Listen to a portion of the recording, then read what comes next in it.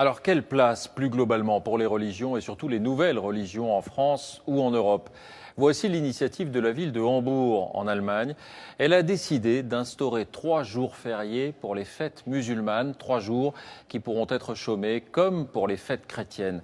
Sur place, reportage Arnaud Boutet, Thomas Henkel. On dit de Hambourg qu'il y souffle un vent de tolérance. À la grande mosquée bleue, les fidèles confirment.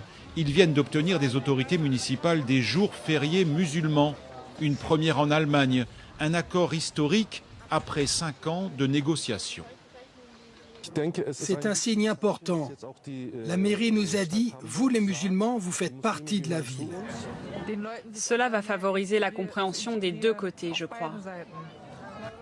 Les 130 000 musulmans de la cité portuaire pourront s'absenter 3 jours par an afin de célébrer une fête islamique. Dans cette mosquée, la plupart des visiteurs non musulmans s'en félicitent. Comment l'Allemagne peut-elle bénéficier de la culture musulmane? Pour moi, c'est ça la question. Il faut arrêter de jouer à se faire peur, comme le font certains. Cela va encourager la tolérance et faire taire les conservateurs qui refusent tout changement. Ce sont eux les plus agressifs, mais il y en a peu. Quelques musulmans et quelques chrétiens tout au plus. Et pour favoriser le dialogue, l'État contrôle depuis peu les cours de religion musulmane.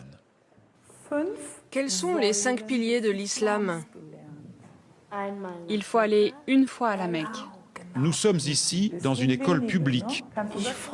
Je me réjouis d'apprendre qui sont les prophètes. Moi, j'apprends l'écriture arabe et je vais pouvoir lire le Coran.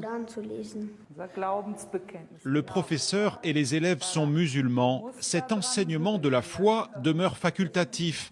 Il associe la religion au principe de la démocratie. Une quarantaine d'établissements tentent l'expérience à l'ouest du pays et d'autres devraient suivre. Et avec la reconnaissance des jours fériés, c'est là un nouveau pari sur l'intégration.